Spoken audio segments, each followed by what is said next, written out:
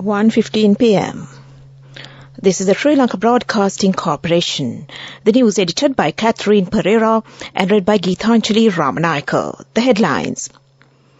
Minister Susil Premajayantha said that the Mahapula scholarship bursary will be given to the university students systematically. A midday meal will be provided to 1.1 million students in 7,800 government schools. The Tamil National People's Front MP Gajendra Kumar Ponnambalam has been arrested at his residence in Colombo today. It has been stated that the small and medium-scale industries collapsed last year due to the power crisis. Sri Lanka confirms 2 new monkeypox cases. The UN warns of grave consequences as thousands flee homes. News in detail.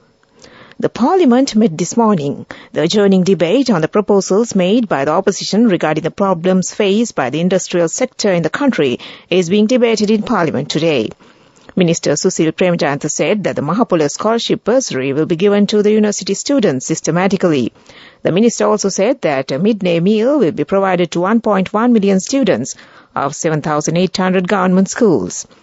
Answering to a question raised by the opposition leader Sajith Premadasa, the minister said that the government has allocated 19.1 billion rupees from this year's budget in this regard. The Tamil National People's Front MP Gajendra Kumar Ponnambalam has been arrested at his residence in Colombo today. The police spokesperson stated that MP Ponnambalam was arrested on charges of having obstructed the duties of a group of police officers. According to reports, he is said to have been apprehended in Colombo by a team from the Kilinachi Maruthankani police. Health Minister Kelia Ramakala said surgical gauze will be imported to avoid the existing material shortage in the hospital network. Joining the debate, parliamentarian Dr. Harsha De Silva said that the small and medium-scale industries collapsed last year due to the power crisis. He pointed out that a concessionary program should be implemented for them as they are facing a financial crisis. 80% of the small and medium-scale industries are operating in the country, and 52% contribution of the gross domestic product is being supplied by them. Many problems have been created due to the limitation of materials importation needed for the industrial sector. The opposition leader Sajith Premadasa said in Parliament that more attention should be paid on small and medium-scale industrialists as they are providing the main contribution to the country's economy. Rural development can be achieved through the small and medium-scale industrial sector. However, the high interest rates cannot be tolerated. He also pointed out that establishment of a fund for them is needed in order to develop the sector. Minister Ramesh Patirana said that utmost facilities will be given for them. This news broadcast comes to you from the Sri Lanka Broadcasting Corporation. Minister Bandula Gunawardena said that a commission council will be set up for the development of the cinema and Rupawahini. Participating in the Dasa Desin Hatha program of the SLBC, he said, the cabinet approval has been received in this regard. The aim of this move is to take this industry to an international level and to encourage the cinema artists. 2 women who returned to Sri Lanka from overseas have been diagnosed with monkeypox, the health officials confirmed today. According to the Director General of Health Services, Dr. Asela Gunawardena, the monkeypox-infected mother and daughter, Jo, is currently under medical care at the Infectious Disease Hospital. They were found to be positive for the virus in a test conducted at the Bandaranaike International Airport in Katunayaka upon their arrival from Dubai, UAE. Meanwhile, the husband of the monkeypox-infected mother, too, has returned to the island recently after recovering from the virus infection while in a foreign country. And that ends local news for now. The main news story is brought to you by Siddhalepa Vedamahatmya. The Minister of Agriculture, Fisheries and Navals of Maldives, Hussein Rashid, who is engaged in an official visit in the island, appreciated the program initiated by the government to develop the agricultural sector in Sri Lanka. He met the Minister Mahinda Amaravira at his Ministry of Agriculture this morning, and they exchanged views regarding the agriculture and fisheries activities between the two nations. The Maldivian minister has paid attention to the green cultivation in Sri Lanka. And that was the main news story. The main news story was brought to you by Siddhalepa Vedamahatmya.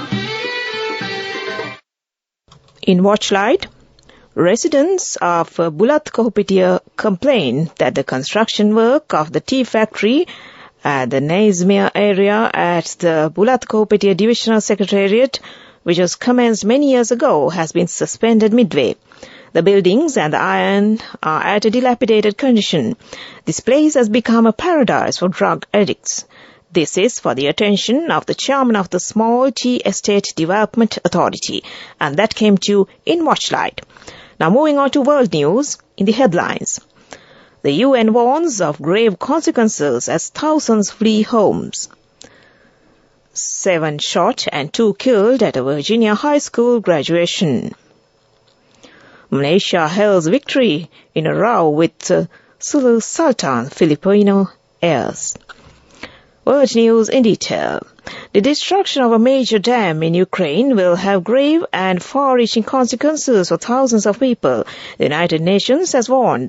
The UN said Chief Martin Griffiths said the scale of the catastrophe at the Kharkova Dam in the southern Ukraine would only become clear in the coming days. Thousands have fled heavily flooded towns and villages, and there are fears that water levels could rise further.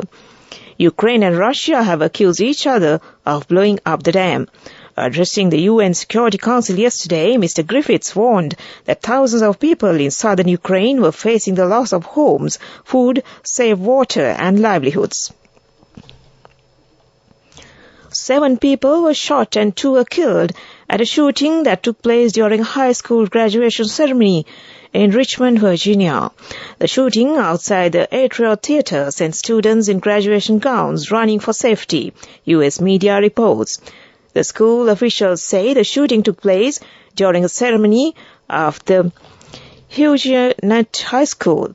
Another graduation scheduled for yesterday was postponed, and all classes were cancelled today. The victims killed were an 18-year-old man who was part of the graduation class and his 36-year-old father. A court in France has handed Malaysia a decisive victory in a long-running dispute with the alleged heirs of the 19th century Sultanate who are seeking to seize state assets around the world to enforce a $14.9 billion arbitration award they won against the Southeast Asian nation, according to the officials. The Paris Court of Appeal judgment yesterday found that the arbitral tribunal that heard the petition filed by the Filipino heirs of the last Sultan of Sulu, a region of northern Borneo in present-day Malaysia, did not have jurisdiction over the case, according to a statement by Malaysian Minister of Law, Azalina Othman. And back to the headlines of the world news. The UN warns of grave consequences as thousands flee homes. 7 shot and 2 killed at a Virginia high school graduation. And Malaysia hails victory in a row with Sulu Sultan's Filipino heirs. And that ends world news. Development News is brought to you by Vacancies for women from Desha Sri Lanka for housemaids in Kuwait, Oman and Saudi Arabia for ages 23 to 58 years. Contact number 037 7500 500. The chairman of the Sustainable Power and Energy Authority, Ranjit Sepala, says that an island-wide program will be implemented to fulfill the basic needs of the rural people in order to enhance their livelihoods. A unit to inspect the kidney patients will be provided to the government hospitals where kidney disease is reported at large. He made this comment while participating to present certificates to the journalists who have completed power conservation courses successfully. And that was development news. And now on to sports news. The third and final one-day international cricket match is being played between the visiting Afghanistan team and the Sri Lanka team in Hambantota. Batting first, Afghanistan team were all out for 116 runs at the end of the 22nd over. And that was sports news. Vacancies for women from Deshakti Lanka for housekeepers, home cooks, caretakers and home nurses in Kuwait, Oman, Saudi Arabia and Singapore. For age Go ekak thiyana youth ekata life ekේ change ekata niyamata set wenna as wahagena dagapu hina habe karanna youth ekata niyamata set wenna friendship එක menna. The all-new NSB Ithru account, NSB IAM, a plan for your dream. Business News, sponsored by National Savings Bank, the safest place for your money. The Tapramain Seafood Sri Lanka and the Direct Source Seafood USA have entered into a strategic partnership to produce, market and sell Sri Lankan sustainable seafood in the United States. This partnership is set to exceed $20 million in annual sales in 2023, with plans to surpass $40 million in annual sales in 2024 and beyond. The strategic partnership came about to meet the growing demand for ECO-recommended Sri Lanka blue suing crab and the 4-star BAP certified shrimp in the US market. And that was Business News. Business News, sponsored by National Savings Bank, the safest place for your money. Go ekak thiyana youth ekata life ekේ change ekata niyamata set wenna as wahagena dagapu hina habe karanna youth ekata niyamata set wenna friendship එක menna. The all-new NSB Ithru account, NSB IAM, a plan for your dream. On to economic news. In a shared mission to drive positive change and progress in Sri Lanka, Dialogue and Axiata plc, Sri Lanka's premier connectivity provider, and Japan International Cooperation Agency JICA entered into a strategic partnership to embark on a range of social development projects. This collaboration aims to amplify the impact of a number of ongoing projects across sectors such as power, water and sanitation, agriculture, disaster risk management, governance and social service. And that was economic news. Weather report.